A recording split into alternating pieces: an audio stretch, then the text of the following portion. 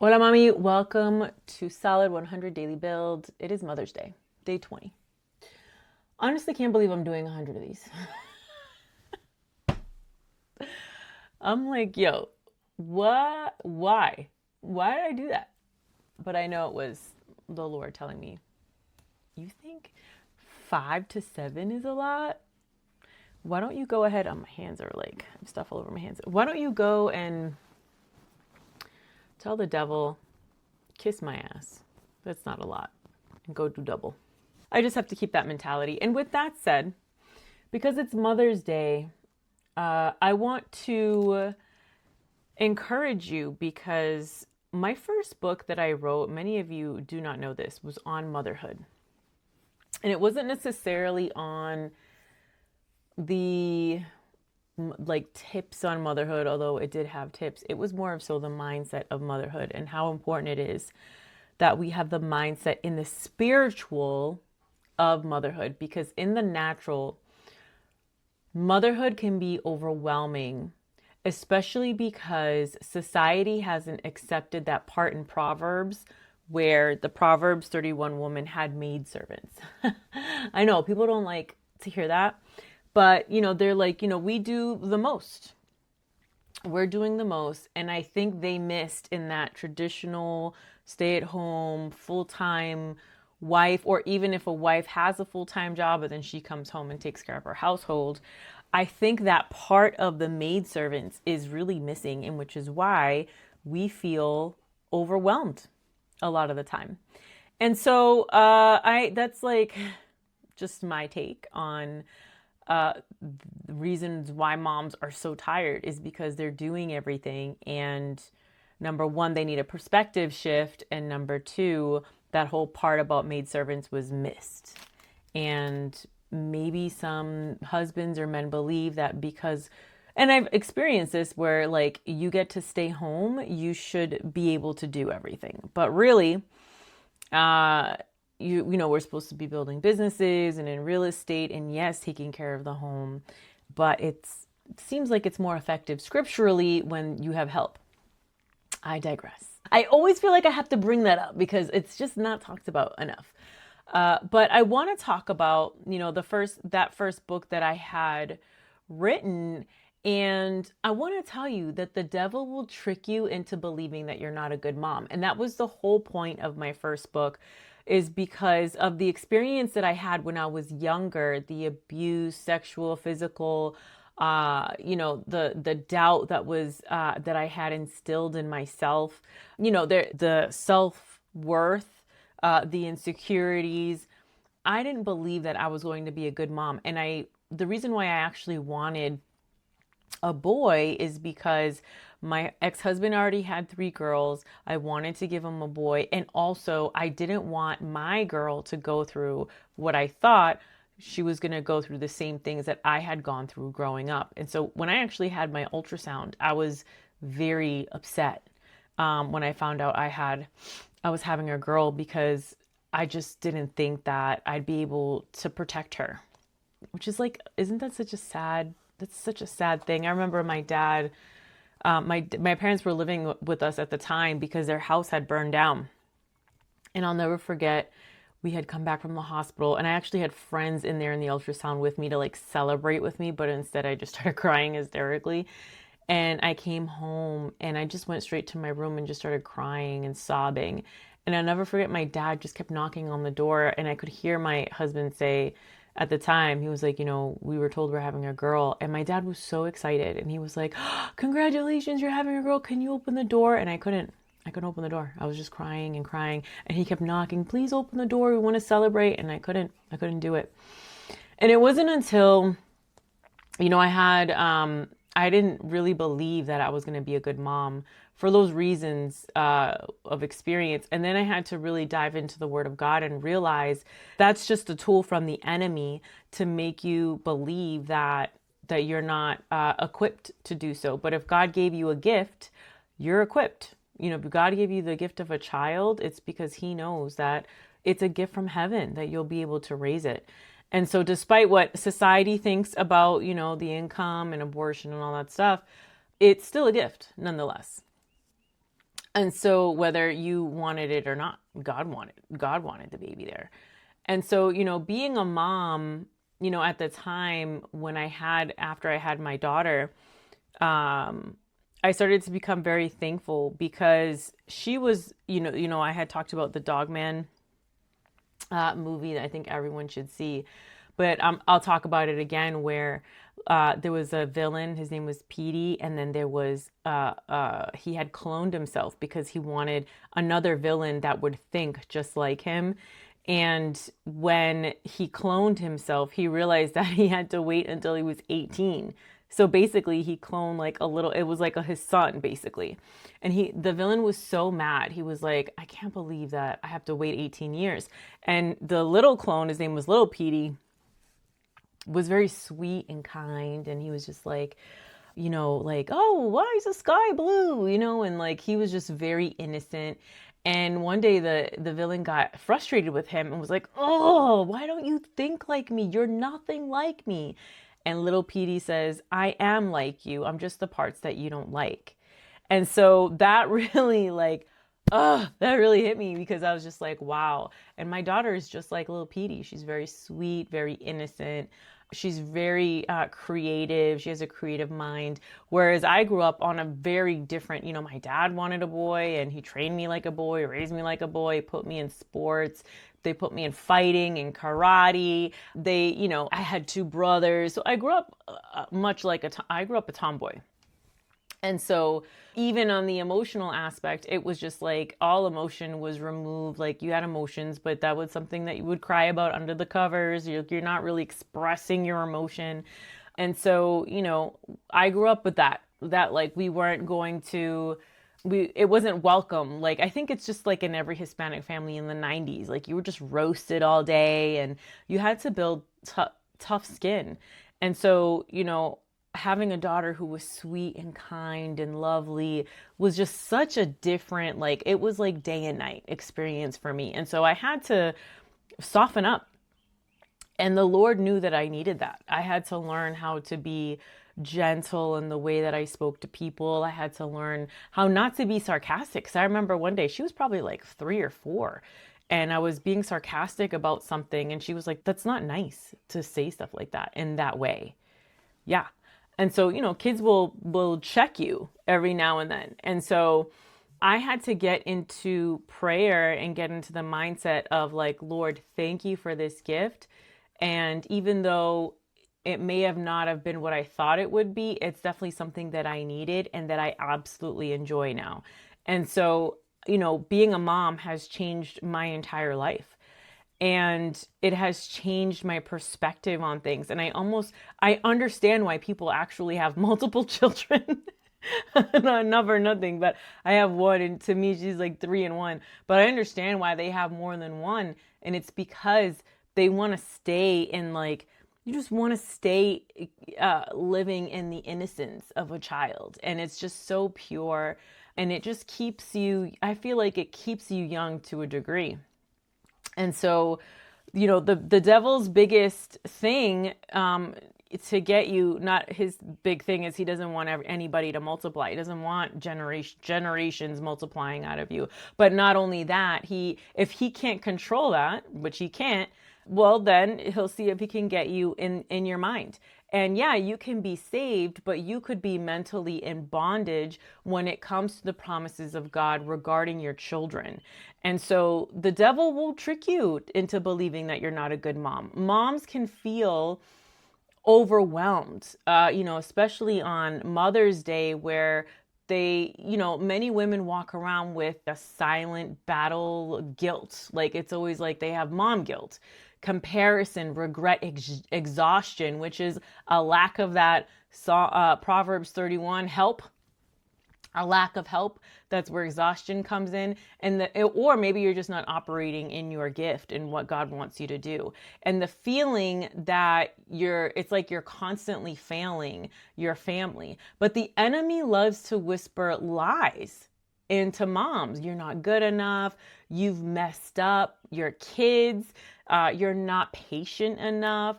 Other moms are better. They're crunchier than you. Other moms, they're drinking water out of jars. You know what I'm saying?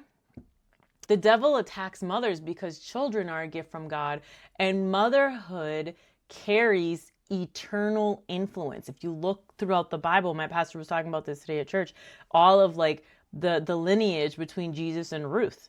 And so children are a heritage from the Lord, offspring, a reward are from him. And so that's in Psalms 127:3. They're not accidents, they aren't burdens. They are not interruptions to your life, which the people who believe that children are an interruption to their life don't have children. They don't have kids. They just like look at it for 5 seconds from somebody else and they're like, oh no, I don't want that. But they don't see all of the other aspects of having a child that's just like deliciously sweet. Like that is just an amazing experience. They are gifts from God. The enemy wants mothers to see motherhood as failure instead of purpose. They constantly feel like they're not operating in what God has called them to do because maybe people are excelling in business, in investing, women are excelling in all different types of things. But what your main ministry and your main priority is taking care of what God gave you. That is your number one calling. Your number one calling is taking care of your children. The enemy uses comparison to destroy moms. So if you're constantly on social media, which I had a talk with somebody about this the other day, she's trying to grow her following on social media. And I said, be careful with that and your children, because children, like she had mentioned that one of her daughters had drawn a picture for Mother's Day for her. And she said it was like one of the questions was like, what does your mom like to do? And it was like, oh, the answer was my mom likes to be on her phone. And so I can't imagine how many other kids replied the same way. And what are you really doing on your phone that's bringing value to you other than consumption? And so, even that in itself can make you feel inadequate or behind or not beautiful enough, or maybe you didn't get your snap back quick enough, or maybe you had a C-section and now you have an overhang, and then you're like, well, there's an overhang, social media account on how to get rid of your fupa. And then you're like, okay, well, it's not working quick enough and you're not organized enough and you're not spiritual enough. But comparison is a trap. Galatians 6:4 says, be careful and pay attention to your own work. God never called you to be that mom. He called you to steward your children. You may not look perfect or have like the perfect snacks or the perfect dinner or the perfect loungewear running errand outfit or, like whatever it is. But love, prayer, and consistency, faithfulness matter more than perfection. Your children are not going to remember. They're only going to remember the time that you spent with them or didn't spend with them. If you love them, if you didn't love them, if you were harsh with them, what matters is your character towards your children. What you do with your children, what you don't do with your children. They're not worried about all this other stuff that's happening that you're hyper aware of that they aren't. They're on this level, you're on this level, and your your attention is where it shouldn't be. Guilt is not God's voice. That's not to condemn you, but it's to show you that conviction will draw you closer to God. Condemnation is what pushes you away from him. So if you're like, oh, I have mom guilt, and you're trying, guilt will get you to do stuff to kind of make up for it, kind of self-medicate. So yeah, social media, you're getting that hit and that dopamine hit, and you're trying to be okay, mom needs rest. She needs a minute, but you don't need to be on your phone for the minute. You need to be actually resting so that you can be on top of your game when you are awake with your children.